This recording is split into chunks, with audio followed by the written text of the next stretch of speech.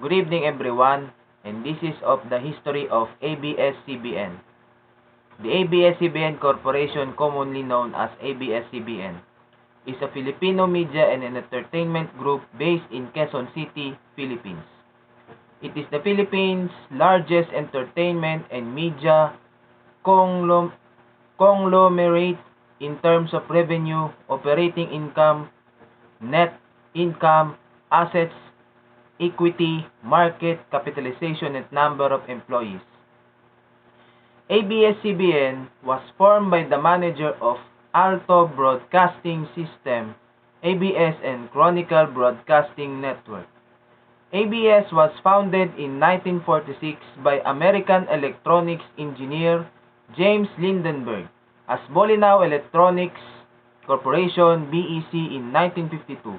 BEC was renamed Alto Broadcasting System, ABS, after Judge Antonio Quirino, brother President Elpidio Quirino, purchased the company. The company that would later be merged with ABS to form ABS-CBN was founded in 1956 as Chronicle Broadcasting Network, or CBN, by newspaper mogul Eugenio Lopez Sr. and his brother Fernando Lopez, who was then the Vice President of the Philippines. The two companies were merged and incorporated as ABS-CBN Broadcasting Corporation on February 1, 1967, and renamed ABS-CBN Corporation in 2010 to reflect the company's diversification. The common shares of ABS-CBN were first traded on the Philippine Stock Exchange in July 1992 under the ticker symbols ABS.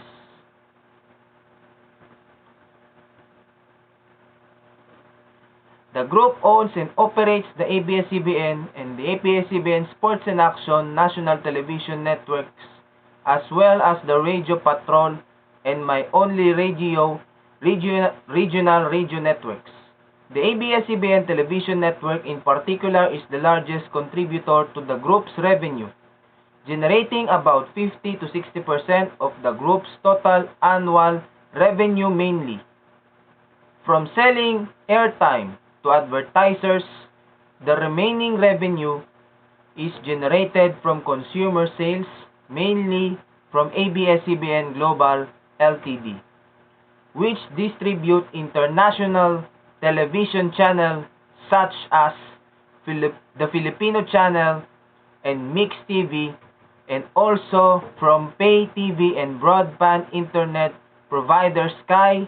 Other companies which operate under ABS-CBN Group are Motion Picture Company, Star Cinema Music Recording Label, Star Music, Publishing Firm, ABS-CBN Publishing Pay, TV content provider and distributor, creative programs and talent agency Star Magic.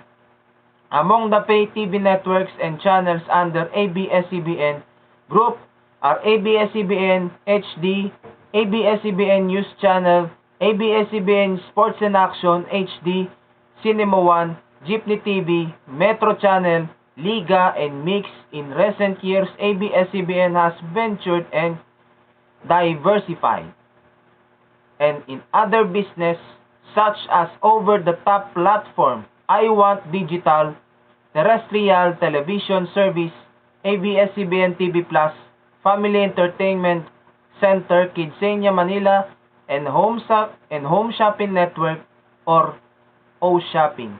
ABS-CBN is also the principal owner of the ABS-CBN Philharmonic Orchestra.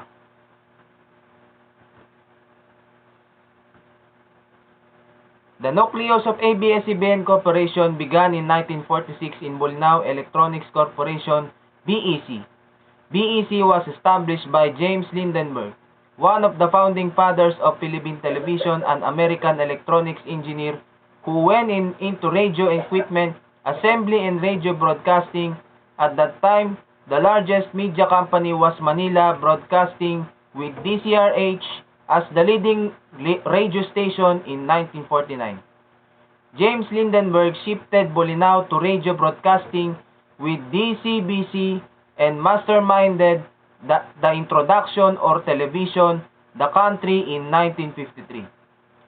In 1951, Lindenberg partnered with Antonio Quirino, brother of the Philippine President Elpidio Quirino, in order to try their hand in television broadcasting. In 1952, BEC was renamed as Alto Broadcasting System or ABS, with Alto Sales Corporation as its corporate name. Alto was a contraction of Quirino and his wife first names Tony and Aleli. Though had little money and resources, ABS was able to put up its TV tower by July 1953 and import some 300 television sets. The initial test broadcast began on September 1953 of the same year. The very first full-blown broadcast, however, was on 23 October 1953 of the party on Tony Quirino humble abode. The television station was known as DCAQ.TV.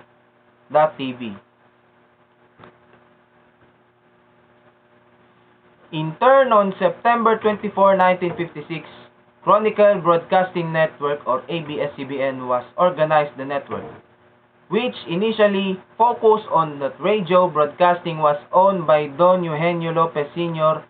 and then Philippine Vice President Fernando Lopez, and later on launched its very own TV station, DCXL TV9, on April 19 or July 15, 1958.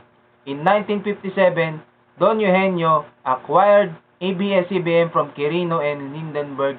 However, it was only on February 1, 1967 that the corporate name was changed to ABS-CBN Broadcasting Corporation to reflect the merger. Before it was named ABS-CBN Broadcasting Corporation. The name was reverted to the precursor of the network, Bolinao Electronics Corporation or BEC. But the ABS-CBN brand was first used in 1961. In 1958, the network's new headquarters at Rojas Boulevard were inaugurated and all radio televisions operations were consolidated into as two buildings, the radio stations as the Chronicle building at Aduana Street, Intramuros, Manila, and the TV operations and the brand at New Rojas Boulevard building in Pasay City. In the late 1950s, Don Eugenio's son, Jenny Lopez, saw the potential of the TV radio and to reach and link Filipinos across the archipelago. By the mid-1960s, the ABS network was leading the radio industry with stations like DZXL and DCAQ Radio Patrol in Manila area, with features journalists like Ernie Baron, Bong Lapira, Orly Mercado, Jota Rook, Mario Garcia, John Rica Frente, Bobby Guanzon, and Ray Langit, and various radio stations nationwide. ABS has also made breakthroughs the TV industry by achieving the country's first color TV broadcast, first satellite feed during remarkable event including the Man on the Moon, Ruby Tower collapse, internment of Robert Kennedy and the U.S. presidential elections, and first of videotape. Among others, it featured top shows then such as a Young Evening with Pilita and Tawag ng Tanghalan. The country's first comedy show, Buhay Artista. First Philippine game show, What's My Living, and the first noontime show, Student Canteen, and among others. It was also pioneering in marathon election coverage in 1967. The TV and radio stations of the network and elections aired updates for 36 hours sharp, making a national first.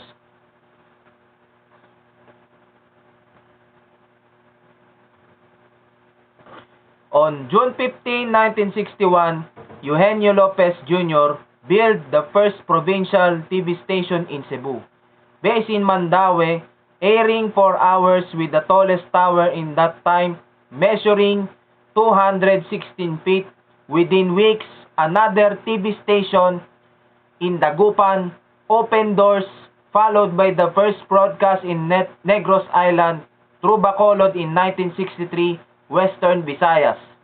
Had its first station in Iloilo City in 1964. The Soc-Sargen region then followed up with the opening of its own regional station in 1965 and Baguio and Davao Sud in 1967. 2 years later, the network's first test color broadcast began with the help of the Radio Corporation of America. Color broadcast started in November 1966 and the first in the Philippines and Southeast Asia, as the network was tagged as the first color television with full color broadcasting beginning in 1971 in all nation television stations. On December 18, 1968, ABS-CBN opened its new broadcast center on Bohol Avenue, renamed as Sergeant Esguerra Avenue in 1989. Quezon City, where it still stands today. At that time, it was most advanced facility of its kind in Asia.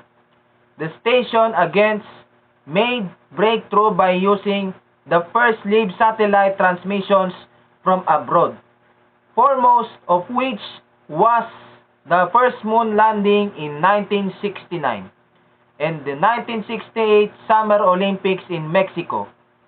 The year before, network enjoyed a big portion of the ratings and won various awards and recognitions from different organizations. The network pioneered the first all nations news simulcast also in the same year as well. By 1972, the ABS-CBN network owned and operated 2 television stations and 7 radio stations in Manila, 14 stations and 3 televisions in the provinces. Martial law era. The stations suffered a setback, the declaration of martial law, in the midnight of 22 September 1972. A day after a declaration of martial law, ABS-CBN and its affiliate stations were seized. Jenny Lopez, the president of the company, was imprisoned and held without trial for 5 years until his cellmate, Sergio Osmeña III, launched a daring jailbreak in 1977 and sought asylum in the United States together with their families. The network itself, without trial for 5 years as cellmate.